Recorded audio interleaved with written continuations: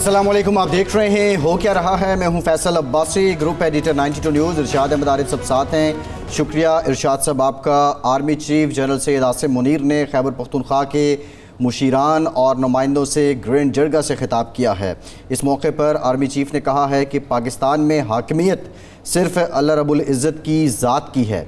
ये कौन से ख्वारिज हैं जो यहाँ शरीयत लाना चाहते हैं। पाकिस्तानी फ़ौज शुहदा की फ़ौज है जिसका नारा ईमान, तक़वा और जिहाद फ़ी सबीलिल्लाह है।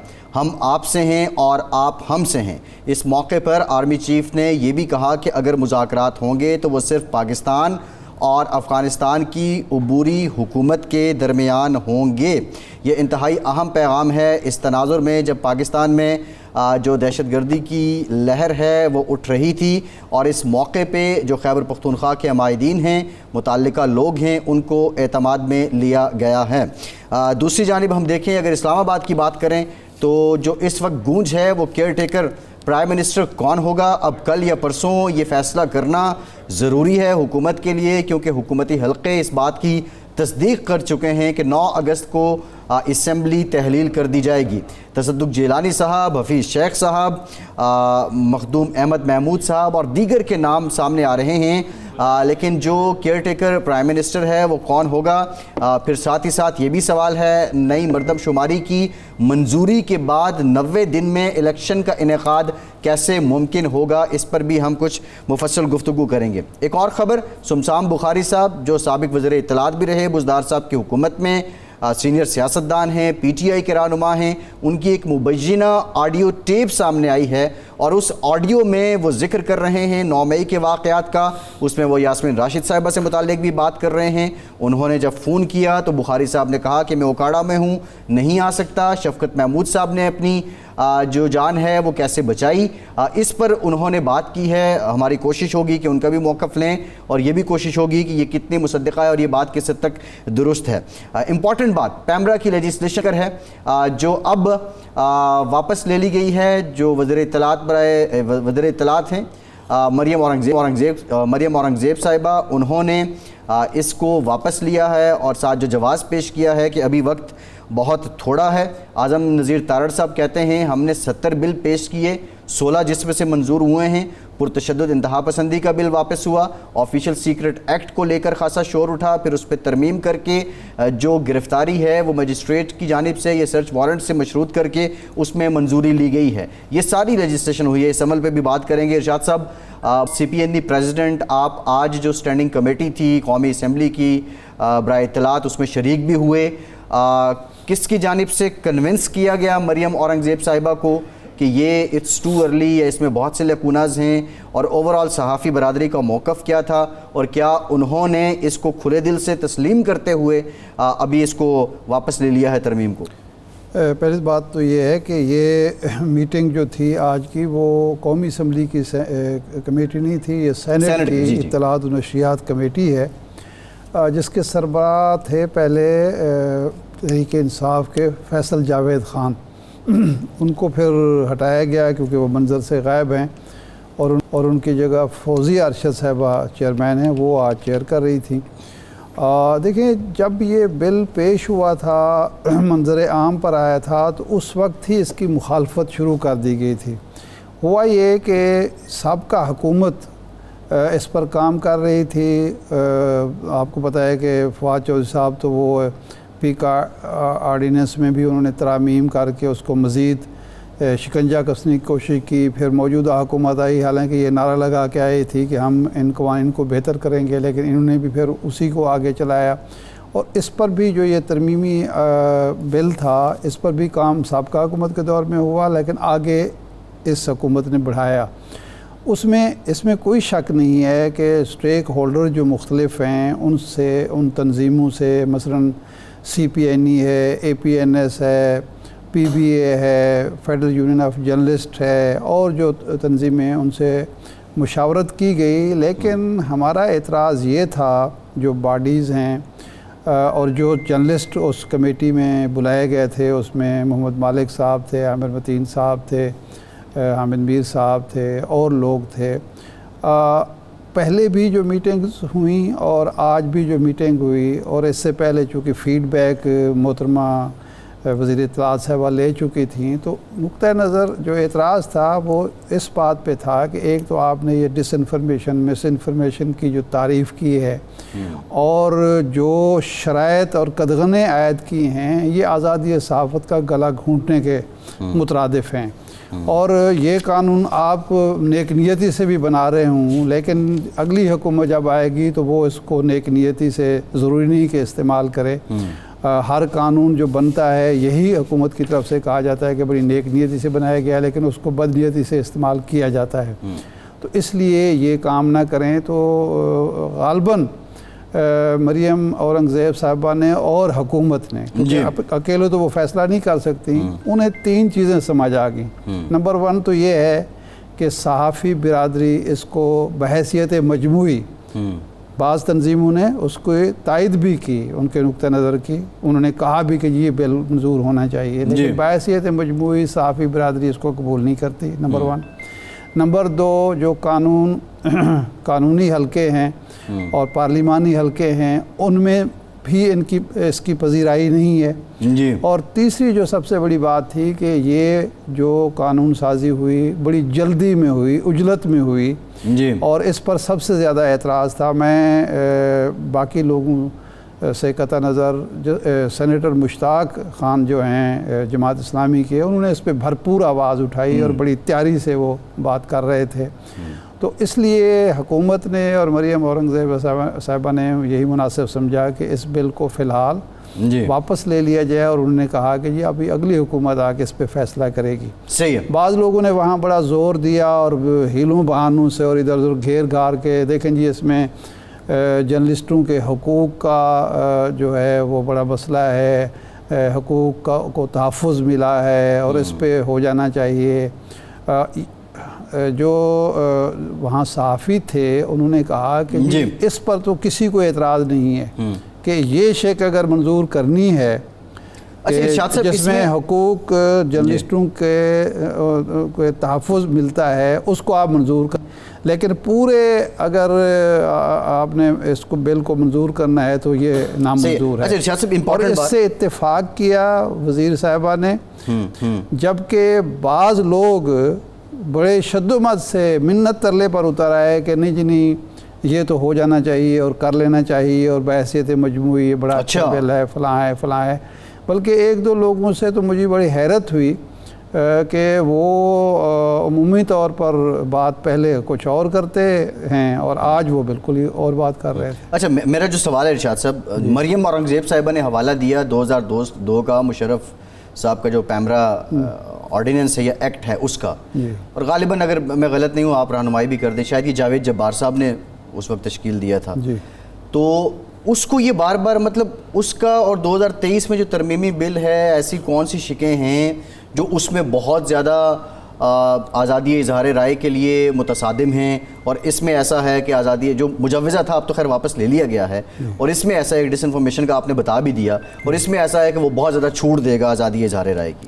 دیکھیں وہ جو بل تھا، ایک تو پہلی بات جو سب سے کہ پہلا بل تھا، پہلا ایک قانون بن رہا تھا، ایک آزاد الیکٹرانک میڈیا وجود میں آ رہا تھا، اور ایک فوجی آمر نے اپنی مرضی کا ایک بل بنایا جس سے وہ خود بھی پیچھے ہٹ گئے۔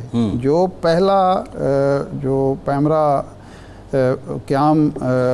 قائم ہوا تھا اس کو ایک انڈیپینڈنٹ ریگولیٹری پارٹی کے ریگولیٹری باڈی کے طور پر قائم کیا گیا تھا۔ اس میں حکومت کا عمل دخل بہت کم تھا، اور مقصد اس کا یہ تھا کہ جب کوئی تنازع پیدا ہو حکومت اور الیکٹرانک میڈیا کے درمیان، پبلک اور الیکٹرانک میڈیا کے درمیان کانفلکٹ ہو، تو اس کو وہ پیمرا باڈی وہ اوور سائٹ بھی کرے، وہ میڈیا اور کے حقوق کا تحفظ بھی کرے اور ناظرین کے حقوق کا تحفظ بھی کرے اور حکومت کے حقوق کا تحفظ بھی کرے۔ لیکن بعد میں وہ اس سے پیچھے ہٹ گئے، اور پھر 3 نومبر کو جو 3 نومبر 2007 میں تو انہوں نے بالکل ہی ایمرجنسی جو لگی، پھر پابندیاں رہیں۔ ہاں، تو اب اس میں ترامیم کی تو ضرورت ہے، مثلا ایک دو اس میں اچھی ترامیم بھی ہوئی ہیں. اس میں ایک یہ ترمیم بھی ہے وہ جو کہا گیا تھا کہ جی اب پیمرا کو یہ پیمنٹ کریں گے وہ کریں گے, وہ اس سے ہٹ گئے ہیں پیچھے. اس کے علاوہ جو کارکنان ہیں, صحافتی کارکنان ہیں, ان کے حقوق کا تحفظ بھی کیا گیا ہے, اس میں کوئی شک نہیں. لیکن دو چیزیں ہیں قابل اعتراض. پہلی تو یہ ہے کہ چیئرمین پیمرا کا تقرر جب حکومت کرتی ہے تو پھر اس کو وہ اپنا ایک ماتحت کے طور پر ٹریٹ بھی کرتی ہے. جی, اعتراض یہ تھا کہ یہ تقرر جو ہے حکومت نہ کرے. اور دوسرا یہ ڈس انفارمیشن, مس انفارمیشن اور خبر کے حوالے سے رپورٹر کی ذمہ داریاں, صحافی کی ذمہ داریاں, ایڈیٹوریل یہ جو رکھا گیا ہے, یہ اس پر کسی کو اتفاق نہیں تھا سوائے چند ایک لوگوں کے جن کے اپنے مسائل ہوں گے, اپنے معاملات ہوں گے. صحافتی برادری کو بحیثیت مجموع ان دونوں چیزوں پر اعتراض ہے. جی ٹھیک ہے ارشاد صاحب, ایک بریک لیتے ہیں. بریک کے بعد جو دیگر قانون سازی ہوئی, جو پرتشدد انتہا پسندی کا بل تھا وہ بھی واپس لیا گیا. آفیشیل سیکرٹ ایکٹ میں ترمیم کے بعد اس کو پاس کیا گیا. اور جو سٹیٹمنٹ ہے وزیر قانون کی کہ 70 میں سے 16 بل منظور ہوئے, یہ حکومت اور پارلیمان کی ساکھ سے متعلق کیا پیغام دیتی ہے؟ بریک کے بعد بات کرتے ہیں.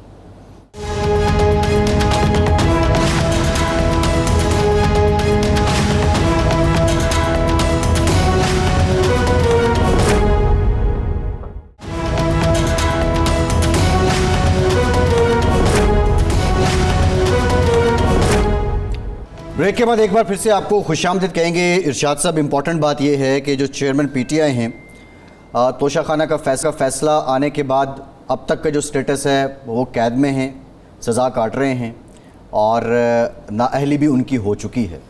لیکن اس کے بعد ہم نے نواز شریف صاحب کی نااہلی بھی دیکھی تھی, ان کی حکومت بھی چل رہی تھی, پھر ان کی صاحبزادی کے جو ہیں وہ کسی حد تک ان کی جانشین مانی جاتی تھی, پھر بھائی صاحب ان کے پھر وزیر اعظم بھی بن گئے.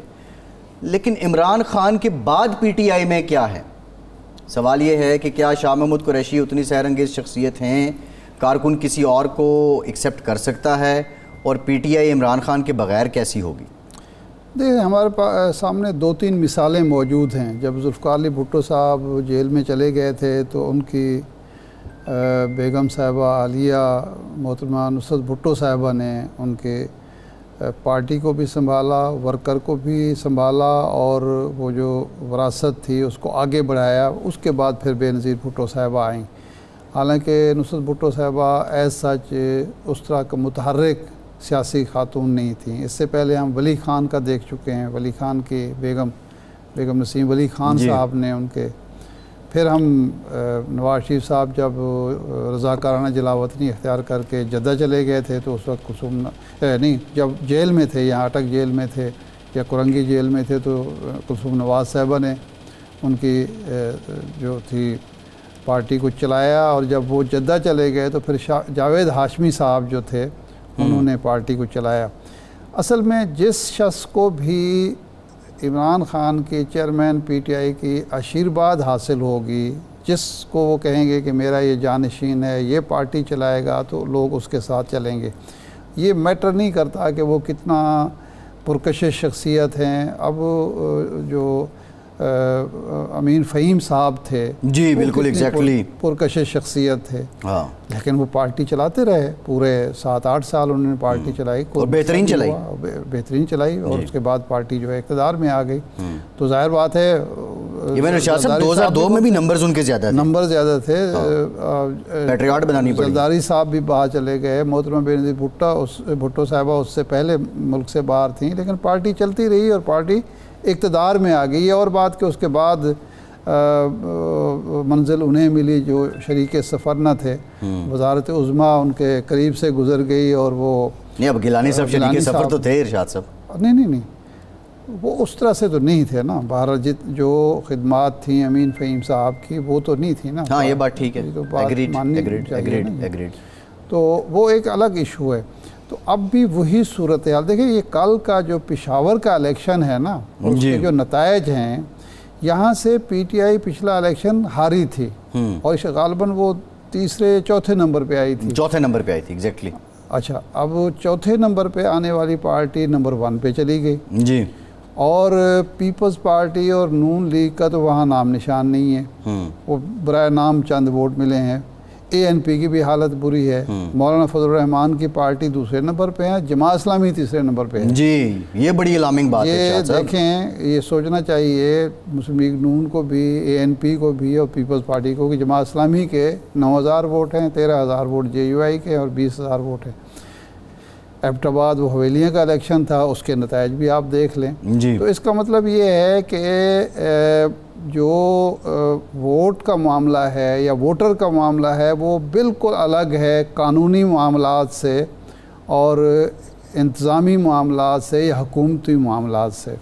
تو اب اگلا سوال یہ ہے کہ چیئرمین پی ٹی آئی جیل چلے گئے، 5 سال کے لیے نااہل بھی ہو گئے، اب نواز شریف صاحب آئیں گے یا نہیں؟ یہ ایک بنیادی سوال ہے کہ اب الیکشن کا اعلان بھی پرسوں ہو جائے گا، یعنی پرسوں جب اسمبلی توڑ دیں گے تو نئے الیکشن کے وہ ہو جائے گا، ڈھول بج جائے گا۔ اب اس کے بعد الیکشن ہوتے ہیں نہیں ہوتے، بظاہر تو لگ رہا ہے کہ حکومت نے اپنی حکومت جاتے جاتے یہ بھی اہتمام کر دیا کہ اگلی حکومت کو بھی مناسب وقت مل جائے، یہ جو مردم شماری والا معاملہ اس میں ڈال دیا ہے تو وہ تو الیکشن نہ کرانے کے ارادے لگتے ہیں، آگے اللہ بہتر جانتا ہے۔ نواز شریف صاحب کیوں نہیں آ رہے، یہ بنیادی سوال ہے۔ میری اپنی رائے بھی ہے اور اطلاع بھی ہے کہ اگر تو اگلا سیٹ اپ خاص طور پر وزیر اعظم میاں نواز شریف صاحب کی 100% مرضی کا ہوا، ان کا قابل اعتماد آدمی ہوا، اور ایسا قابل اعتماد آدمی جو یہ گارنٹی کرے کہ الیکشن کے نتائج جو ہیں وہ نواز شریف صاحب کی مرضی کے مطابق ہوں گے اور نواز شریف صاحب جو ہیں وزیر اعظم ہیں، تو پھر تو میاں نواز شریف صاحب وطن میں تشریف لائیں گے۔ لیکن اگر ایسا نہیں ہوتا، کوئی ایسی شخصیت وزیر اعظم، نگران وزیر اعظم بنتی ہے جو سب کے لیے قابل قبول ہو، تو وہ نواز شریف صاحب کے لیے پھر قابل قبول شاید نہ ہو۔ اچھا ارشاد صاحب، اس پہ ہم ذرا بات کر ڈیٹیل، جو آپ نے الیکشن کا ذکر کر دیا ہے، اب مردم شماری کی منظوری آ گئی سی سی آئی سے، اور 90 دن میں الیکشن کی بھی بات کر رہے تھے وزیر اعظم صاحب بھی، باقی لوگ بھی، یہ ہوگا کیسے؟ سابق سیکریٹری الیکشن کمیشن افضل خان صاحب نے ہمیں جوائن کیا ہے۔ افضل صاحب بہت شکریہ آپ کے وقت کا۔ افضل صاحب ذرا سادہ الفاظ میں لوگوں کو سمجھا دیں، اس منظوری کے بعد نئی حلقہ بندیاں کیا ضروری ہیں، اور نئی حلقہ بندیاں اگر ضروری ہیں تو اس کے لیے کیا آئینی ترمیم بھی ضروری ہے؟ یہ سب اگر ضروری ہے تو پھر 90 دن میں الیکشن کیسے ممکن ہے؟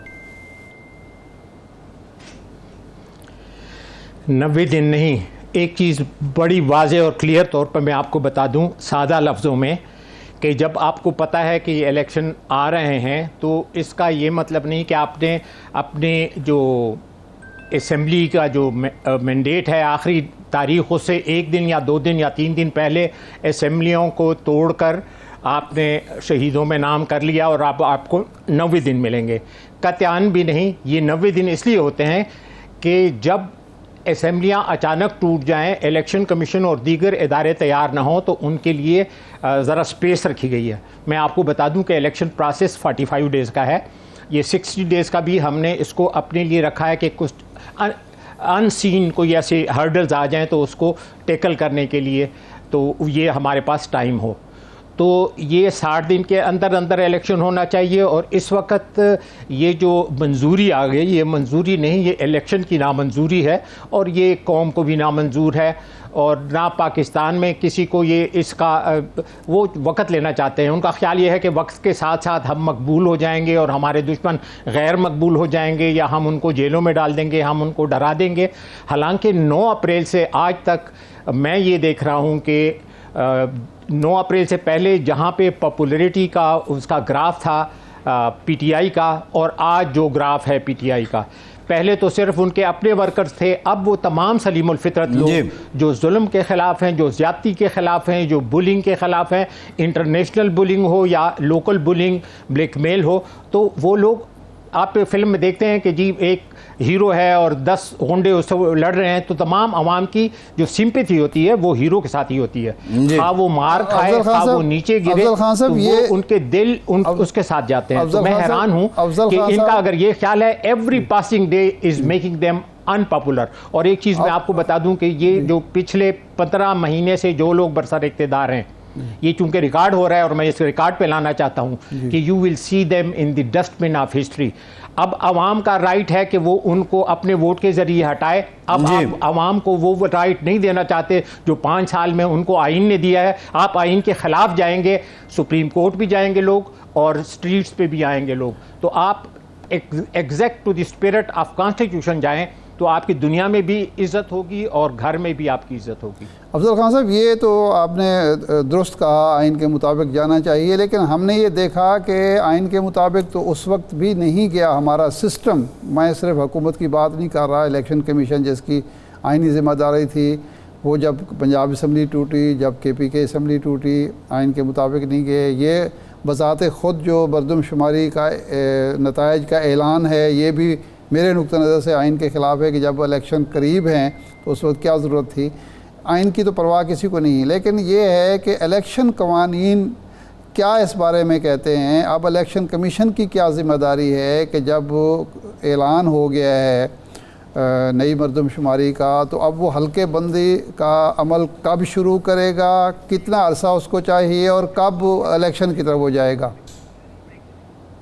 जी अच्छा, यही जो अफजल साहब सवाल है, इस सवाल में एक ब्रेक के बाद इस सवाल का जवाब लेते हैं आपसे। हमारे साथ रहिए।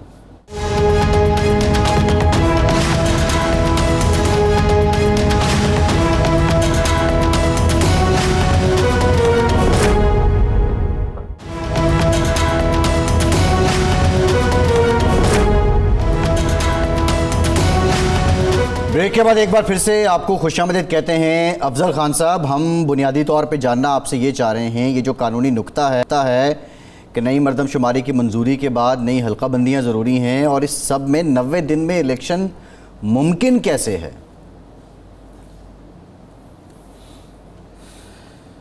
बात यह है कि देखें, 365 को 5 से ज़रब दे दें, 5 साल तक हुकूमत आइन के मुताबिक इलेक्टेड लोगों की है। उसके बाद बारी आती है इसी आइन के मुताबिक कि अवाम अब दोबारा मैंडेट देंगे तो आगे बात चलेगी। तो 14 मई से, अभी इरशाद आरिफ साहब बिल्कुल सही कह रहे थे, 14 मई से डिसइनफ्रेंचाइज्ड हैं हमारे 2 सूबे KPK और पंजाब के लोग, और उनकी कोई नुमाइंदगी नहीं है। और उसमें अल्लाह भला करे, सुप्रीम कोर्ट के ये क्रेडिट में जाएगा कि उन्होंने कहा था और कहा है कि वो जो 14 मई का आर्डर था वो इंटैक्ट है। और ये इरशाद आरिफ साहब भी जानते हैं कि जब आप आइन की खिलाफ वर्जी करते हैं और सुप्रीम कोर्ट ये कह देती है तो इसका मतलब है वो जिस तरह इमरान खान का इन्होंने फ़ैसला सुना दिया, तो इसको उसमें तो इंतहाई जल्दी और सुरअत दिखाई गई और उसमें हरिड जस्टिस बरीड वाली बात है। लेकिन यहाँ पे तो जस्टिस को अभी कायम करना है। अब उनकी क्या रुकावटें हैं वो जाने, अल्लाह जाने। इसलिए कि जब आप एक कुर्सी और एक ओहदा कबूल करते हैं तो उसके साथ फूल के साथ कांटे भी होते हैं। उसके साथ आपने अगर मज़े करने हैं, प्रोटोकॉल और तमाम चीज़ें, तो अगर कभी मुश्किल आता है, कोई कड़वा पल भी आता है तो उसको भी खा लेना चाहिए, just to stand up for the constitution और as a custodian of the constitution. देखें, वो फैसला मेरे ख्याल में किसी भी वक्त आ सकता है अगर इन्होंने मज़ीद रेजिस्टेंस दिखाई। देखें, एक तरफ हमारा मुल्क बैंकरप्सी की तरफ जा रहा है और दूसरी तरफ हमारे जो वज़रा हैं वो एक तो उनकी तादाद इतनी बड़ी है कि अच्छा अफजल साहब गुजारिश ये है, गुजारिश ये है, फॉरेन के विजिट्स हैं। देखिए जो आपकी एक्सपर्टीज है, हमारा फॉरेन मिनिस्टर 107 या 108 विजिट कर चुका है। ऐसे अफजल साहब जो आपकी एक्सपर्टीज है, हम उससे मुतालिक जानना चाह रहे हैं। छुट्टियों पे चला जाए और बात में फैसल अब्बासी एक मिनट के लिए जी कि किसी का बाप बाहर चला गया और घर में गाड़ी खड़ी है तो उसने बेमकसद दाएं भी घुमानी है, बाएं भी घुमानी है, उसमें झूले लेने हैं।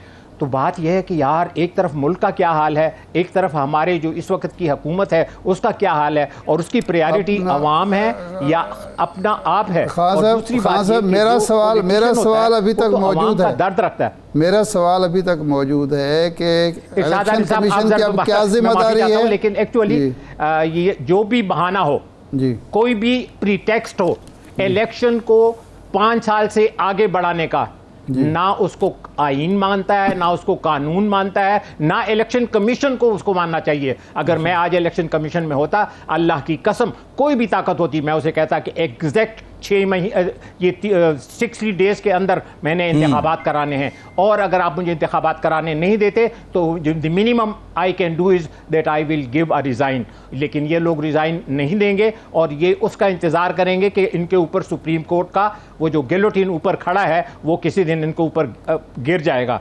और गिरना चाहिए, कोई अल्लाह करे कि ऐसे भी मिसालें कायम हों कि लोग जो बुक है आइन के मुताबिक चलें, बजाय ये कि टेलीफोन सुन के उसके मुताबिक चलें। It is illegal, it is immoral, it is unconstitutional। इरशाद आरिफ साहब, नहीं, ये तो कानूनी पोजीशन आपने बता दी। वैसे अगर अब इलेक्शन कमीशन अमल करना चाहे उस ऐलान पर जिसके तहत मरदमशुमारी का ऐलान हो गया, अब हल्के बंदी होगी, तो फिर उसको कितना वक्त दरकार है? इरशाद आरिफ साहब, मैं आपको बता दूं, अब एक तो ऊपर टॉप के 5 आदमी हैं जो बोलते हैं, जो नज़र आते हैं, और वो प्रेस रिलीजेस कभी देते हैं कभी नहीं देते। प्रेस से तो खैर कभी उन्होंने बात की ही नहीं पिछले 3-4 साल में, मौजूदा चीफ इलेक्शन कमिश्नर ने। लेकिन मैं आपको ये बता दूं कि नीचे जो कारखाना है इलेक्शन कमीशन का, वो ऐसे बनाया गया है कि अगर कोई बंदा फौत हो जाए या असेंबली टूट जाए या असेंबली के टूटने का ख़तरा हो तो वो अपनी तमाम तैयारी मुकम्मल कर ले। अच्छा। मैं इस वक्त बता दूं कि election commission is ready to hold the election on time with in the limits of the constitution. जी बिल्कुल ठीक, बिल्कुल कोई करने ना दे उसको वो अलग बात है, लेकिन मैं आपको बता दूं कि उनकी अहलियत, जी उनकी सलाहियत to hold the election, to conduct the election, they are fully prepared. जैसे जंग के लिए आप तैयार होते हैं, इस तरीके से इलेक्शन कमीशन पिछले 6-8 महीने से, बल्कि जब से ये नई हुकूमत आई है उससे पहले भी आपको याद होगा कि सुप्रीम कोर्ट में उन्होंने 7 महीने का कहा था, तो उसके खिलाफ बहुत ज्यादा कंडेमनेशन। सही है। अफजल खान साहब, साबिक सेक्रेटरी कमीशन हमारे साथ मौजूद थे।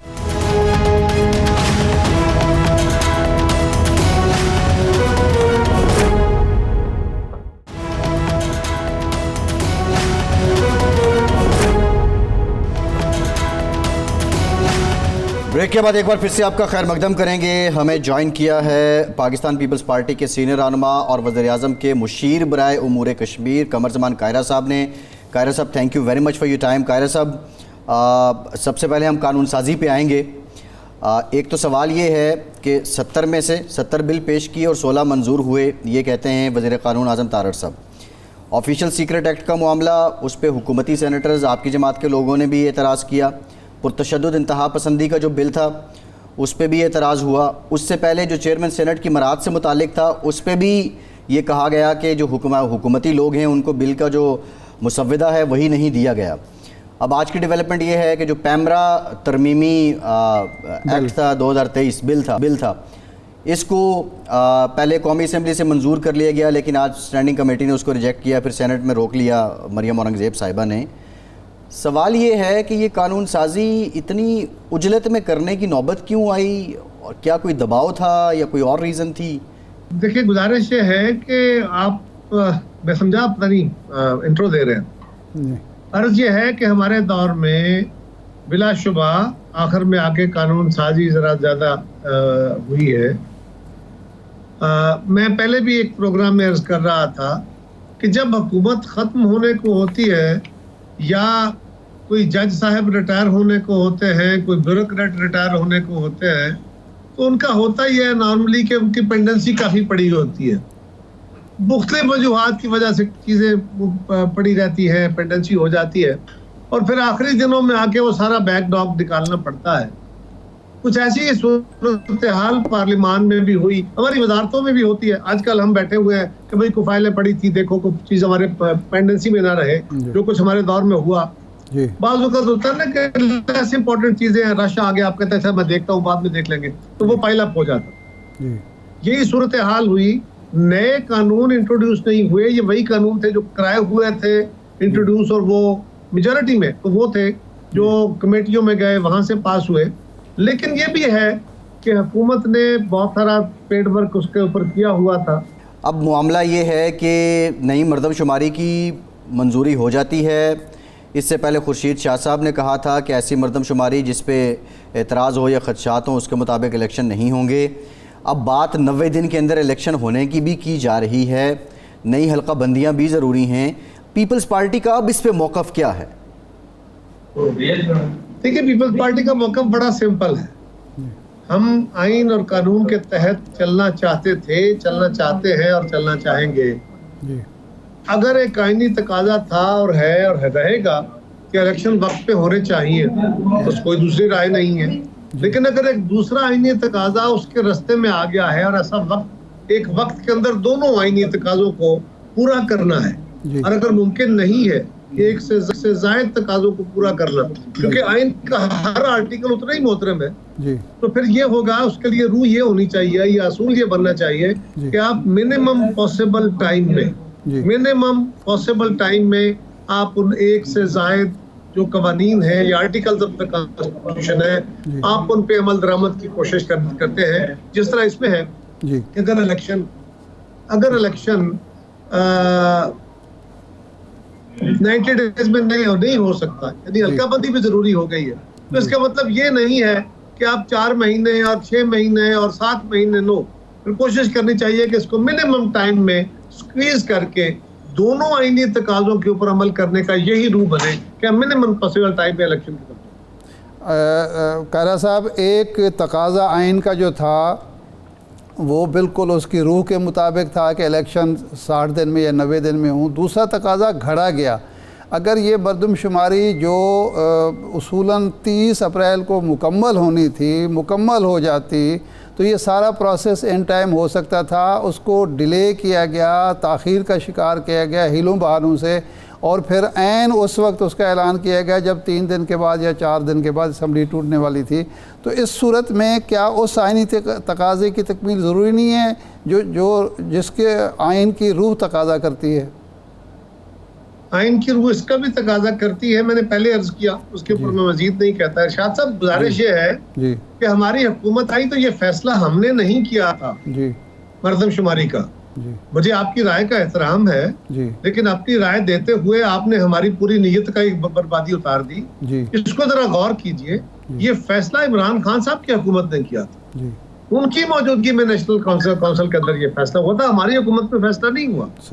ہماری حکومت آئی تو اس سے پہلے الیکشن جو مردم شماری کا محکمہ ہے اس کو یہ کہا جا چکا تھا, یہ بھی فیصلہ ہو چکا تھا کہ یہ ڈیجیٹل مردم شماری ہوگی, یہ بھی فیصلہ ہو چکا تھا کہ اس کے لیے ٹیبلٹس بھی دی جائیں گی. یہ تو آلریڈی فیصلے ہو چکے تھے.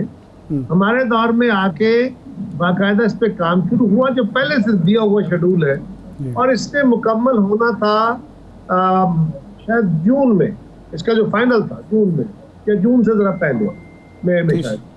اور اس کے بعد ہوا یہ کہ جس کا پہلا فیز آیا تو اس فیز کے اندر مختلف صوبوں کی طرف سے اعتراضات اٹھے, جماعتوں کی طرف سے. آپ میڈیا کے اندر بہت سارے اس پہ ڈیبیٹ ہوا, اور ان کے تحفظات کو دور کرنے کے لیے حکومت نے یا وزیر اعظم صاحب نے یہ فیصلہ کیا کہ اس کو ڈیٹ ایکسٹینڈ کی جائے, 1 دفعہ 2 دفعہ 3 دفعہ 10 دفعہ بھی کرنی پڑتی تو کرنی چاہیے تھی, کیونکہ مردم شماری کا عمل متنازع نہیں ہونا چاہیے. پہلے ہی یہ مردم شماری ہم نے 6-7 بار کرائی ہے, اس لیے کہ 2017 کی مردم شماری پہ اعتراضات تھے.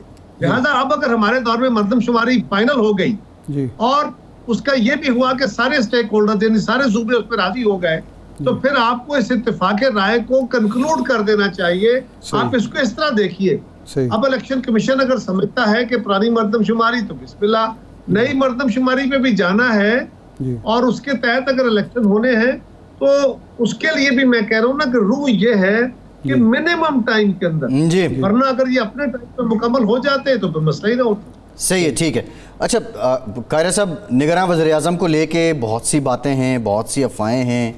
تصدق جیلانی صاحب کا نام آیا, حفیظ شیخ صاحب کا نام آ رہا ہے, مخدوم احمد محمود صاحب کا نام آ رہا ہے, خورشید شاہ صاحب کہتے ہیں کہ یہ جو 5 نام ہیں ان میں سے تو ہم نے جو نام دیے وہ ایک بھی میڈیا پہ نہیں آیا.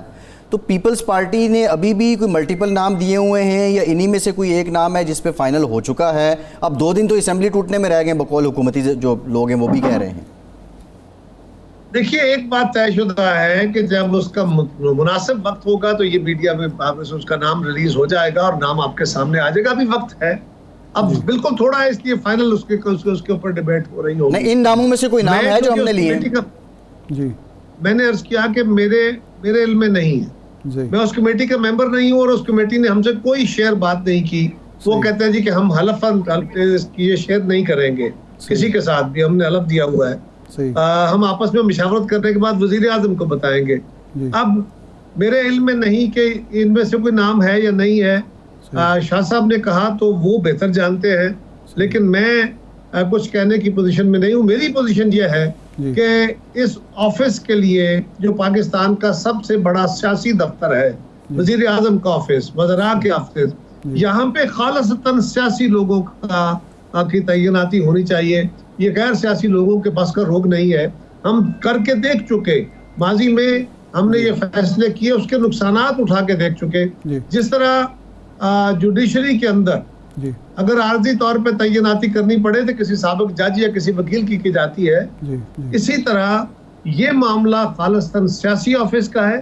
اس میں سیاسی پرسنالٹی کا ہونا بہت ضروری ہے, وہی اس آفس سے انصاف کر سکتی ہے. اور سیاسی آفس میں سیاسی بندے کا بیٹھنا ہی اس آفس کی وقار کے مطابق ہوگا. قاری صاحب, وہ سیاسی شخصیت کا یا سیاستدان کا غیر متنازع ہونا, قابل قبول ہونا سب اسٹیک ہولڈر کے لیے لازم ہے یا نہیں؟